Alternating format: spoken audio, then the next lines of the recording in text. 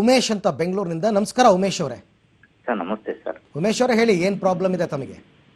Sir ನಮ್ದು marriage ಆಗಿ one year ಆಗ್ತಾ ಬಂದಿದೆ. ಓಕೆ. ನಾವು ಲೇಟಾಗಿ ಮ್ಯಾರೇಜ್ ಆದೆ. ನಾನು 44. ಓಕೆ. ಮಿಸ್ಸಸ್ದು ಒಂದು 6 months ಜಾಸ್ತಿ ಇರ್ಬೋದು, ಇಲ್ಲ 6 months ಕಮ್ಮಿ ಇರ್ಬೋದು ಅಷ್ಟೇ. ಅವ್ರದ್ದು ಅಷ್ಟೇ ವಯಸ್ಸು, 44 ಆಗಿದೆಯಾ? ಹೌದೌದು ಓಕೆ ಸರ್. ಅವರು ಇವಾಗ ಮುಂಚೆ ಮದುವೆ ಆದಾಗ್ಲಿಂದ ಈಚೆಗೆ ಮುಂಚೆ ರೆಗ್ಯುಲರ್ ಆಗಿತ್ತಂತೆ ಪೀರಿಯಡ್. ಈಗ ಪೀರಿಯಡ್ 2 monthsಗೆ 3 months ಆಯ್ತು.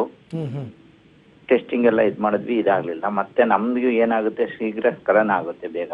ಓಕೆ.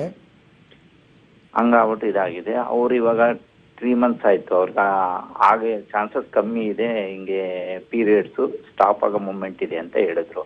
ಓಕೆ. ಈಗ ಡಾಕ್ಟರ್ ಎಲ್ಲ ಒಂದು ಚೈಲ್ಡ್ ಪಡೆಯೋಕ್ಕೋಸ್ಕರ ಯಾವ ತರ ಮಾಡಬೇಕು ಏನು ಅಂತ ಗೊತ್ತಾಗ್ತಲ್ಲ ನಮ್ಗೆ. ಈ ಶೀಘ್ರ ಸ್ಖಲನ ಆಗುತ್ತೆ ಒಂದು. ನಮ್ದು ಸ್ವಲ್ಪ ಶುಗರ್ಸು ರ್ಯಾಂಡಮ್ ನೋಡಿದ್ರೆ 160 ಇದೆ. ಓಕೆ. ಇಷ್ಟಿದೆ ನಮ್ದು. ಸೊ ಮಕ್ಕಳು ಪಡಿಬೇಕು, ಅದಕ್ಕೆ ಏನು ಸಲಹೆ ಅಂತ ಕೇಳ್ತಾ ಇದ್ದೀರಾ ತಾವೀಗ?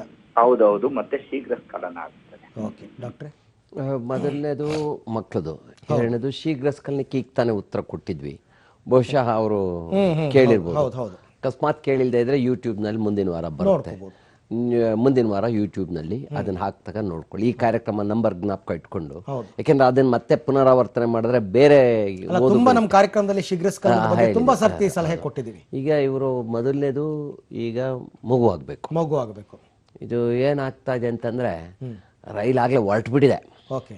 ಬೆಂಗಳೂರು ಮೈಸೂರು ಆಗ್ಲೇ ಪ್ಲಾಟ್ಫಾರ್ಮ್ ಅಲ್ಲಿ ಉತ್ತಾವನೆ. ಇವ್ರು ಹೋಗಿ ಟಿಕೆಟ್ ಕ್ಯೂ ನಿಂತ್ಕೊಂಡಿದ್ದಾರೆ. ಆ ಥರ ಆಯ್ತು. ಯಾತಕ್ಕೆ ಅಂತಂದ್ರೆ ವಯಸ್ಸು 40 ಆದ ನಂತರ ಮಹಿಳೆಯರಿಗೆ ಈ ಗರ್ಭ ಧರಿಸುವ ಒಂದು ಶಕ್ತಿ ಏನಿರ್ತದೆ ಅದು ಕುಗ್ಗೋಗ್ತಾ ಹೋಗುತ್ತೆ. 30 ದಾಟದ್ಮೇಲೆ ಶುರು ಆಗುತ್ತೆ. ಈಗ ಒಂದು 30 ಇಂದ 35 ಪರಾಕಾಷ್ಠೆಯಲ್ಲಿ ಇರ್ತಾರೆ. ಆ ಏಜ್ ಅಲ್ಲಿ ಒಂದು ಫರ್ಟಿಲಿಟಿ 100% ಇದೆ ಅಂತ ಇಟ್ಕೊಳ್ಳೋಣ. ಅದಾದ್ಮೇಲೆ ಎವ್ರಿ ಇಯರ್ 10% ಕಡಿಮೆ ಆಗ್ತಾ ಬರುತ್ತೆ. 40ಕ್ಕೆ ಬಂದಾಗ ಒಂದು 50-60% ಬಂದು ಇಳಿದಿದೆ. ಅದಾದ್ಮೇಲೆ ಮತ್ತೆ ಇನ್ನು 10% ಕಡಿಮೆ ಆಗ್ತಾ ಹೋಗ್ತದೆ. 45ಕ್ಕೆ ಬಂದಾಗ ಫರ್ಟಿಲಿಟಿ ರೇಟ್ ಒಂದು 20-25% ಇರ್ತದೆ. ಜೊತೆಗೆ ಏಜ್ ಬೇರೆ ನಮ್ಗೆ ಆಕ್ಯುರೇಟ್ ಆಗಿ ಇಟ್ಟಿರಲ್ಲ. ಅವರೇ ಹೇಳ್ತಾರಂಗೆ +or-6 months ಅಂದ್ರೆ ವೇಗಾಗಿ. ಅಂದ್ರೆ 45 ಇರ್ಬೋದು, 47 ಇದ್ರು ಇರ್ಬೋದು, ಅಥವಾ 48 ಇದ್ರು ಇರ್ಬೋದು. ಇದು ಮೆನೋಪಾಸಲ್ ಏಜ್ ಅಂತ ಅಂತೀವಿ. ಈ ಋತು ಬಂದ ಆಗುವ ಸಮಯದ ದಿನಗಳು. ಅಂದ್ರೆ ಆಗಿಲ್ಲ, ಇನ್ನು ಆಗುವ ಸಾಧ್ಯತೆ ಇದೆ. ಈಗ 3 ತಿಂಗಳಿಂದ ಮುಟ್ಟಾಗಿಲ್ಲ ಅಂತವ್ರೆ. ಇನ್ನು ಮುಟ್ಟಾಗುತ್ತೋ ಇಲ್ವೋ ಅನ್ನೋ ಅನುಮಾನ. ಅಂದ್ರೆ ಋತು ಬಂದ ಆಗಿರ್ಬಹುದು. ಸಾಮಾನ್ಯವಾಗಿ ಋತು ಬಂದ ಆಗ ಸಮಯ 45 ವರ್ಷದಿಂದ 52 ವರ್ಷ. ಯಾವಾಗ್ಲಾರು ನಿಲ್ಬೋದು. ಕೆಲವರು 45ಕ್ಕೆ ನಿಲ್ಬೋದು, ಕೆಲವ್ರಿಗೆ 48, ಕೆಲವ್ರಿಗೆ 50, 52. 52.6ಕ್ಕೆ 99% ಮಹಿಳೆಯರಿಗೆ ನಿಂತೋಗುತ್ತೆ. ಎಲ್ಲೋ ಕೆಲವರಿಗೆ 53, 54, 55 ಮುಂದೋಗುತ್ತೆ. Very rare. ಬಟ್ 52.6 ಏಜ್ಗೆ 95%, 99% ಇವ್ರದ್ದು ಅದೇ ಆಸುಪಾಸಿನಲ್ಲಿದ್ದಾರೆ.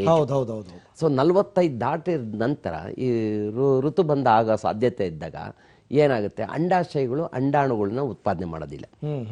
ಅಂಡಾಣು ಉತ್ಪಾದನೆ ಆಗಿದ್ರೆ ಪೀರಿಯಡ್ಸ್ ಆಗೋದಿಲ್ಲ. ಅಂಡ ಉತ್ಪಾದನೆ ಮತ್ತು ಮೆನ್ಸ್ಟ್ರುಯಲ್ ಸೈಕಲ್, ಋತುಚಕ್ರ ಏನಿದೆ, ಎರಡು ಅಂಟು.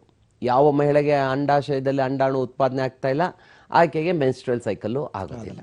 ಅದರಿಂದ ಇವರಿಗೆ ಆಲ್ರೆಡಿ ಮೆನೋಪಾಸ್ ಆಗ್ತಾ ಇರೋದ್ರಿಂದ ಅಥವಾ ಹಾಗೆ ಬಿಟ್ಟಿರೋದ್ರಿಂದ ಮಗು ಪಡೆಯೋ ಸಾಧ್ಯತೆ ಕಡಿಮೆ. ಇವರು 2 ರೀತಿಯಲ್ಲಿ ಪ್ರಯತ್ನ ಪಡ್ಬೋದು. ಒಂದು IVF ಟ್ರೈ ಮಾಡ್ಬೋದು, ಇನ್ವಿಟ್ರೋ ಫರ್ಟಿಲೈಸೇಷನ್. ಆರ್ಟಿಫಿಷಿಯಲ್ ಆಗಿ ಅವ್ರಿಗೆ ಎಗ್ ಬರಂಗ್ ಮಾಡಿ, ಆರ್ಟಿಫಿಷಿಯಲ್ ಆಗಿ ಅವ್ರಿಗೆ ಪೀರಿಯಡ್ಸ್ ಬರಂಗೆ ಮಾತ್ರೆಗಳನ್ನ ಇಂಜೆಕ್ಷನ್ಗಳನ್ನ ಕೊಟ್ಟು ಎಂಡೋಮೆಟ್ರಿಯಂ ಡೆವಲಪ್ ಮಾಡಿ ಇವರ ವೀರ್ಯಾಣು ತೆಗೆದು ಅವರ ಅಂಡಾಣುನ ಈಚೆಗೆ ತೆಗೆದು ಅದನ್ನ ಗರ್ಭಕೋಶಕ್ಕೆ ಹಾಕುವ ಪ್ರಯತ್ನ ಮಾಡ್ಬೋದು. ಆಗುತ್ತೆ ಅಂತ ಹೇಳಲಿಕ್ಕೆ ಸಾಧ್ಯ ಇಲ್ಲ. ಯಾಕೆಂದ್ರೆ ಅಂಡೋತ್ಪಾದನೆ ಪೂರ್ತಿ ನಿಂತೋಗಿದ್ರೆ ನಾವೆಷ್ಟೇ FSH ಇಂಜೆಕ್ಷನ್ ಕೊಟ್ರು ಅಂಡಾಣು ಬರ್ದೇ ಹೋಗ್ಬೋದು. ಒಂದು ಪ್ರಯತ್ನ ಮಾಡಿ ನೋಡ್ಬೋದು. 1 or 2 attempts ಅವ್ರಿಗೆ ಆರ್ಟಿಫಿಷಿಯಲ್ ಆಗಿ ಇಂಜೆಕ್ಷನ್ಸ್, ಹಾರ್ಮೋನ್ ಇಂಜೆಕ್ಷನ್ಸ್ ಕೊಟ್ಟು ಅಂಡೋತ್ಪಾದನೆ ಮಾಡೋದಕ್ಕೆ ಟ್ರೈ ಮಾಡಿ. ಯಾಕೆಂದ್ರೆ 45 ಇರೋದ್ರಿಂದ ಇಂದು ಎಲ್ಲೋ ಒಂದು ಆಸೆ ಇದೆ, ಒಂದು ಆಗಬಹುದು. ಇದು ಮೊದಲನೇದು. ಎರಡನೇದು, ಇದಾಗದೆ ಇಲ್ಲದ್ರೆ ಅವರು ಬಾಡಿಗೆ ತಾಯಿನ ನೇಮಿಸ್ಕೋಬೇಕಾಗತ್ತೆ. ಆ ಬಾಡಿಗೆ ತಾಯಿಗೆ ಇವರ ಪುರುಷರ ವೀರ್ಯನ ತೆಗೆದುಕೊಂಡು ಅವ್ರಿಗೆ ಇಂಜೆಕ್ಟ್ ಮಾಡಿ ಮಗು ಪಡ್ಕೊಂಡು ಅವರಿಂದ ಇವರು ವಾಪಸ್ ತಗೊಳ್ಳೋದು, ಬಾಡಿಗೆ ತಾಯಿ ನೇಮಿಸ್ಕೊಳ್ಳೋದು. ಇದು ಎರಡನೇದು. ಮೂರನೇದು ಎರವಲು ಮೊಟ್ಟೆ ತೆಗೆದುಕೊಳ್ಳೋದು ಬೇರೆ ಮಹಿಳೆಯಿಂದ, ಇವ್ರ ತಂಗಿನೋ ಅಥವಾ ಇನ್ಯಾರಾದ್ರೂ ಯಂಗ್ಸ್ಟರ್ಸ್ ಯಂಗ್ ಲೇಡೀಸ್ ಇದ್ರೆ ಅವರಿಂದ ಅಂಡಾಣುಗಳು, ಏಕೆಂದ್ರೆ ಇವ್ರಿಗೆ ಅಂಡೋತ್ಪನ್ನ ಅಂಡಾಣುನ ತೆಗೆದುಕೊಂಡು ಇವರ ವೀರ್ಯಾಣುನ ಜೋಡಿಸಿ ಭ್ರೂಣ ಮಾಡಿ ಭ್ರೂಣನ ಇವ್ರ ಗರ್ಭಕೋಶ ಒಳಗಡೆ ಹಾಕಿ ಇದು ಎರವಲು ಅಂಡಾಣು ಅಂದ್ರೆ ಡೋನರ್ ಎಗ್ ನ ತೆಗೆದುಕೊಳ್ಳೋದು. ಇವರಿಗೆ ಬರ್ದೇ ಇರೋದು.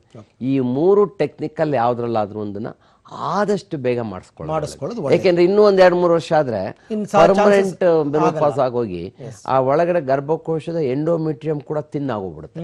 ಅವಾಗ ನಾವು ಕೃತಕವಾಗಿ ಗರ್ಭನ ತೆಗೆದುಕೊಂಡೋಗಿ ಗರ್ಭಕೋಶದ ಒಳಗಡೆ ಕೂರ್ಸಿದ್ರು ಸಹ ಅದು ಪೂರ್ಣ ಅವಧಿಗೆ ಬೆಳವಣಿಗೆ ಆಗದೆ ಹೋಗ್ಬೋದು. ಆದಷ್ಟು ಬೇಗ ಇವರು